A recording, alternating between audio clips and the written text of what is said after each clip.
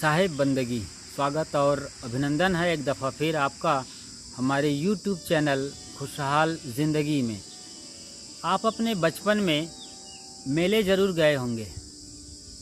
मेला मंडई किसी बड़े उत्सव वाली जगह पर जहाँ पर काफ़ी लोग इकट्ठे होते हैं, तो वो एक तरीके से मेला ही है। आप गए होंगे, कई दफ़ा आप अपने पप्पा के कंधे पर बैठकर गए होंगे, कई बार बैलगाड़ियों से गए होंगे, छोटी वाली सवारी गाड़ी आती है उसमें, कई बार पैदल गए होंगे।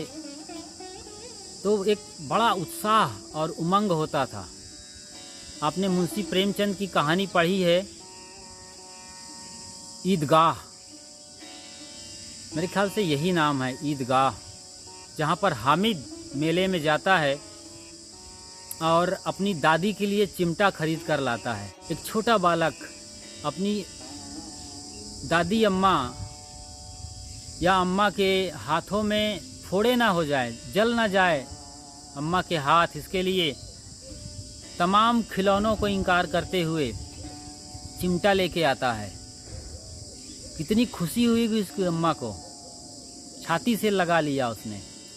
ये तो जैसे भगवान के साथ मिलना हो गया। इससे बड़ा भगवान का मिलना और क्या हो सकता है, अद्भुत।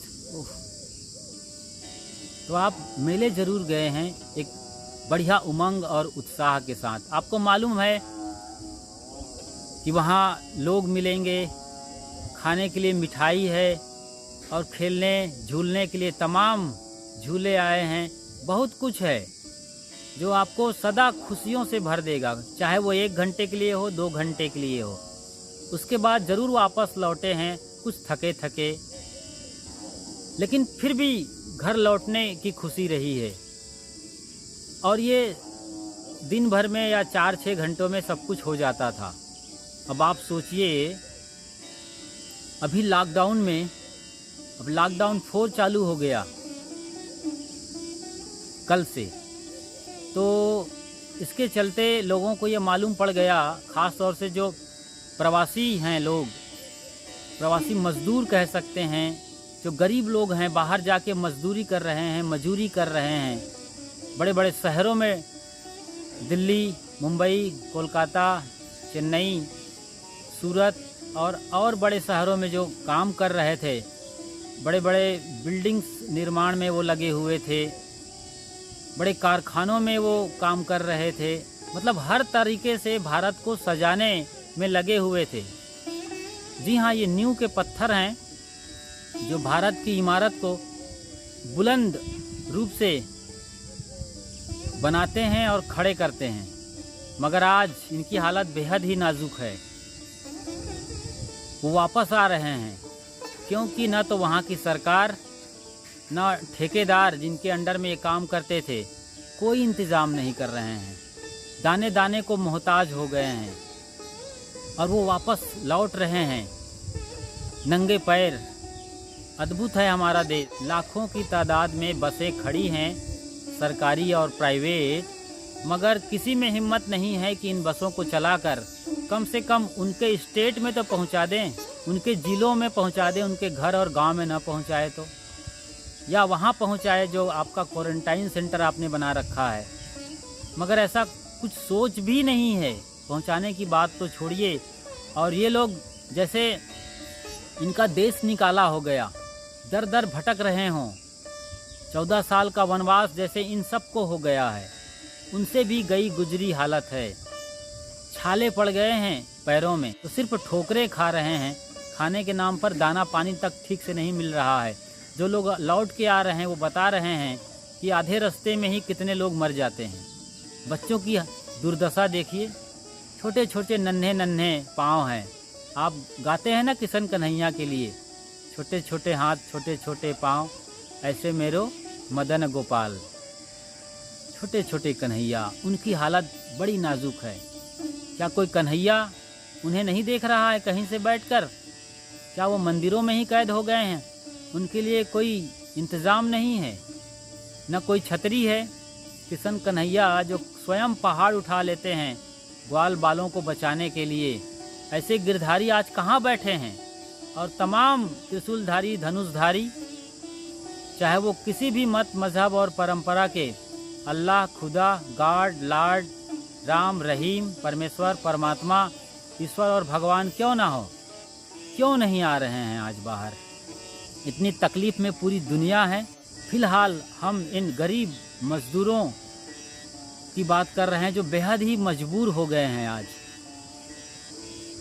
आप मेले में जाते थे 2 किलोमीटर 3 किलोमीटर, 1 घंटे का लगभग सफ़र, 2 घंटा मेले घूमे, तीसरे घंटे घर में वापस।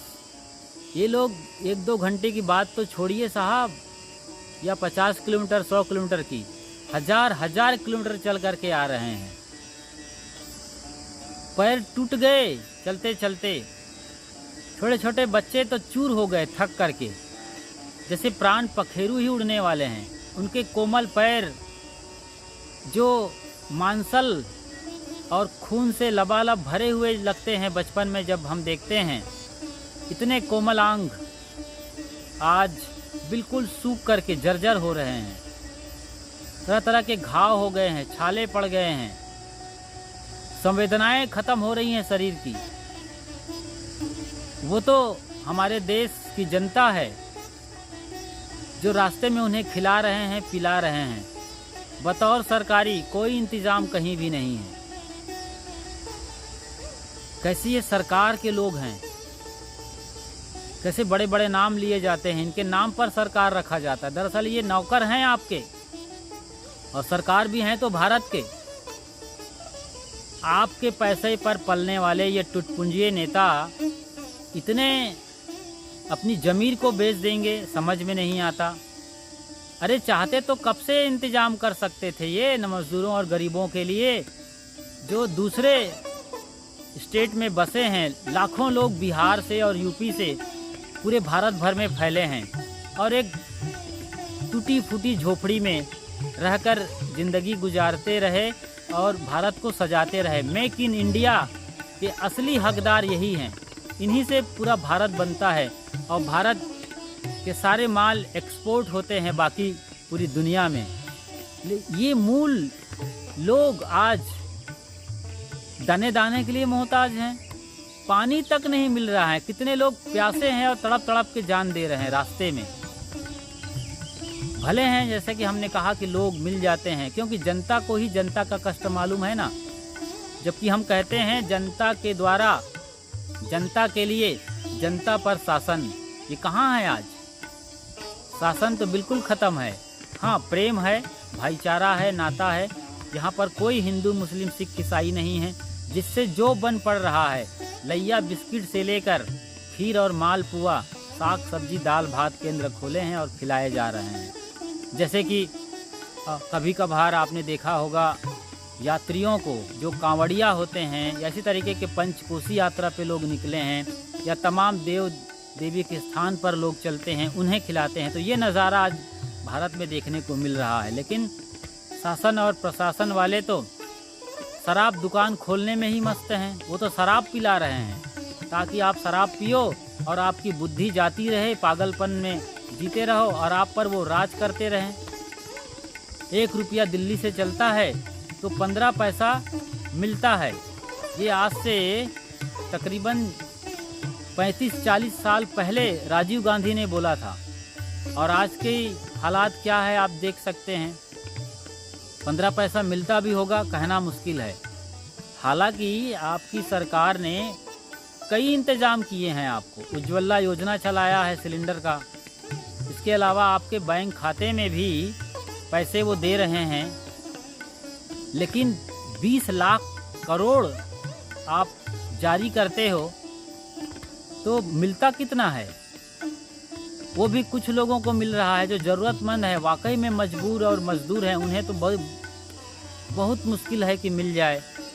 तो ऐसे लोगों को रजिस्टर्ड करना चाहिए और पूरी तरीके से उनकी हैसियत के मुताबिक देना चाहिए। तभी अभी जल्दी करना चाहिए। लोग मर रहे हैं रास्ते में, आप 20 लाख करोड़ का टैग लगा करके रखे हुए हो। फटाफट बांटो, फटाफट उनकी जेब में जाए। कई तरीके हैं, ईमानदारी हो तो। लेकिन हमारा देश तो घोटालों का सिरमौर है, भ्रष्टाचार में अव्वल है। बीच में ही लोग 90 से 98% रकम हड़प जाते हैं, तो मिलेगा क्या आखिरी आदमी को? जो असल में भारतीय है उसे तो शायद रैपर ही मिलता है, खोखा ही मिलता है, माल मिलता ही नहीं है। वरना क्यों मजबूर हो जाते, क्यों मजदूर होते लोग? क्या सबको रोजगार नहीं मिल सकता था अपने अपने स्तर पर, अपने अपने स्टेट पर? लेकिन जब ये बंद हो तब तो भ्रष्टाचार और घोटालों का दौर। मेरा बोलने का सारा भाव, थोड़ा सा खींचने का सारा भाव यही है कि सरकार चाहती तो इन लोगों को पैदल आने से कब का बचा चुकी होती। जब आपको मालूम है कि लॉकडाउन के बाद 1, 2, 3, 4, 5 लॉकडाउन लगाते ही रहेंगे एक के बाद एक, तो आप सोचिए जो लोग सांस रोक कर बैठे हैं, पानी का प्यास रोक कर बैठे हैं, मतलब जिंदगी को मुसीबत में डालकर कहीं पड़े हैं, किसी झोपड़ी में, किसी मंदिर का शरण लिए हैं लोग, क्योंकि उनके जो ठेकेदार थे उन्होंने अपने अड्डा से उनको हटा दिया है। तो कहाँ जाएंगे लोग? जहाँ तहाँ पड़े हैं, भटकते हैं दर बदर के। वो लोग सांस रोक कर रुके थे कि अब लॉकडाउन खुल जाएगा, अब खुल जाएगा, मगर आप तो लॉकडाउन पे लॉकडाउन लगाए चले जा रहे हो। और आपने सोचा भी नहीं कि अब क्या होगा इन लोगों का, कब तक इनके पास खाने के नहीं है कुछ, जो पैसे थे वो खत्म हो चुके, जो भी कपड़े तक फट रहे हैं वो खरीदने की हिम्मत में नहीं है। साइकिल कहाँ से खरीद पाएंगे जो घर चाहे साइकिल पर बैठकर? फिर बड़ा बोझ, बड़ा परिवार है, बच्चे हैं, सारा कुछ, कहाँ से इतनी बड़ी वो सजा भुगत रहे हैं। और कोई सरकार आगे सामने नहीं बोल रहा है, ना तो सेंट्रल गवर्नमेंट, ना तो स्टेट गवर्नमेंट, जिसे आपने चुन कर भेजा है। ये वही लोग हैं जो वोट मांगने के समय महागठबंधन बनाते हैं। कहाँ गए गठबंधन के लोग जो घर घर आकर वोट के लिए भिक्षा मांगते हैं, हाथ जोड़ते हैं? अभी कोई नेता आ रहा है आपके दरवाजे पर, या रास्ते में लोगों से मिल रहे हैं जो खून के आंसू रोते हुए और पैर में छालों से खून बहाते हुए अपने घरों को लौट रहे हैं? क्या दिया शहरों ने और शहर के लोगों ने? पूरा ये म्युनिसिपल कॉरपोरेशन को पैसों से भर रहे थे, शहर को सजा रहे थे, खुद नंगे बदन और झोपड़ी, वो भी गई गुजरी स्थिति वाली झोपड़ी में रहकर सारा मौसम का मार बर्दाश्त करते हुए। हम कैसे हिंदुस्तानी हैं? हम कैसे कहते हैं कि वसुधैव कुटुंबकम है और हमारे यहाँ कोई भेदभाव नहीं है, जाति, मत, मजहब और परंपरा के नाम पर ऊंच नीच नहीं है, ना कोई यहाँ गरीब है ना अमीर है, सबको बराबर एक नज़रों से देखते हैं। सिर्फ कहने मात्रा से कैसे होगा? जमीन पर तो इसकी सच्चाई ढूंढनी चाहिए, देखनी चाहिए। आप मदद कर रहे हैं, आप सौभाग्यशाली हैं। जो भी जहाँ भी जिस कंडीशन में मदद कर रहे हैं, चाहे आप लैया ही क्यों ना खिला रहे हो, ममरा या मुर्रा मरमरा जो भी खिला रहे हो, जो भी, आप महान हैं। जो हैसियत है कुछ तो खिला रहे हैं, दाने पानी का इंतज़ाम किए हैं। ये कैसी सज़ा मिली है जो अपने ही देश में पैदल चल रहे हैं हजार हजार किलोमीटर, वो भी बीवी बच्चों के साथ, सामान के साथ। वो सीन देखा होगा आपने जिसमें एक माँ अपनी अटैची पर अपने बच्चे को लिटा कर, बेचारा वो बच्चू लटक गया है, पूरी तरह नींद में है और वो अटैची खींचे चली जा रही है। और आप वंदे मातरम के नाम पर हवाई जहाज़ उड़ाते हो बाहर में जो प्रवासी भारतीय हैं उनके लिए। उनको लाने की क्या ज़रूरत है? वो तो जहाँ है मज़े से हैं अपने देश में, वहाँ का गवर्नमेंट उनको संभालेगा, वहाँ उनको वीज़ा मिला हुआ है, पूरा हिसाब किताब है, सारा सिस्टम है उनके साथ। वो देश है, वो मरने नहीं दे रहा है और आप उन्हें बेवजह लिए चले आ रहे हैं। इधर आप रो रहे हो कि पैसा नहीं है, उधर कहते उनको लेके मुसीबत खड़ी कर रहे हो। क्या ज़रूरत है उन्हें लाने की? और आप उन्हें लाते हो, चलो ठीक है, हम बड़े विशाल हृदय वाले हैं, भारत माँ हैं, सबको दूध पिलाते हैं, ठीक है ला रहे हैं, लेकिन इनके साथ नाइंसाफ़ी क्यों? ट्रेन चलाए तो भी कुछ दिनों के लिए कुछ शहरों में श्रमिक स्पेशल ट्रेन, यहाँ लाखों लोग फंसे हैं, आपने हज़ारों लोगों को लेके आया, क्या फ़र्क पड़ता है?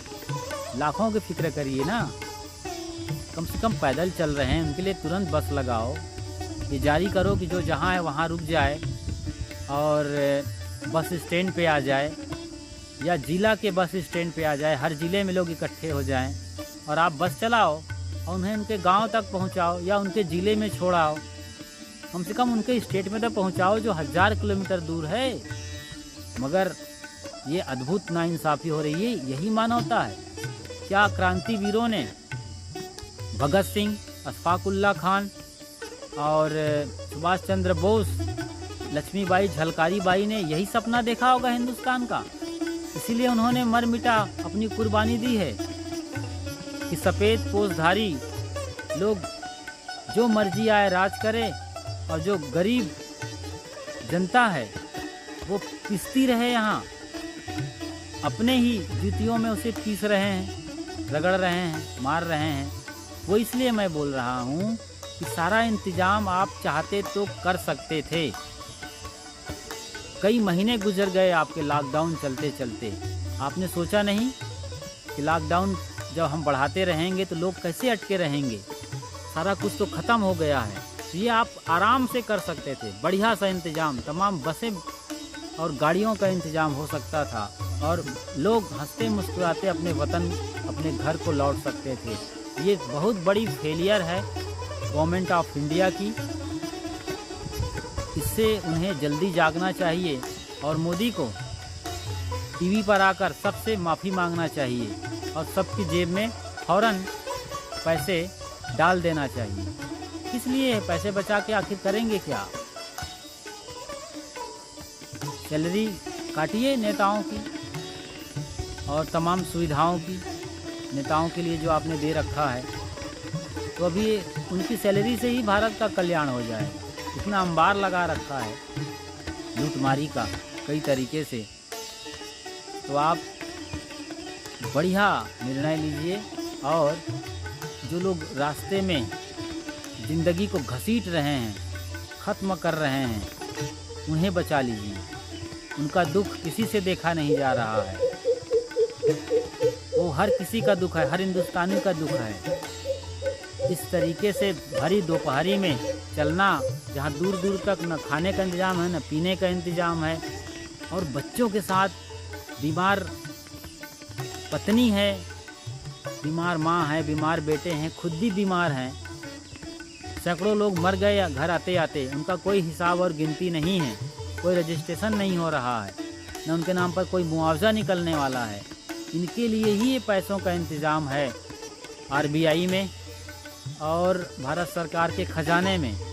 आज उनके लाल ही जीने को लाले पड़े हैं, इससे बड़ा दुर्भाग्य और कुछ भी नहीं हो सकता है। तो मेरी हाथ जोड़कर गवर्नमेंट ऑफ इंडिया और सिस्टम से प्रार्थना और अनुरोध है कि फ़ौरन उनके लिए सारे इंतज़ामात किए जाएं और वो घर में सुरक्षित पहुँचे, इसका पूरा ख्याल रखा जाए और जो भी ज़रूरत है उनको फटाफट उनकी जेब में रुपया पैसा डाल दिया जाए।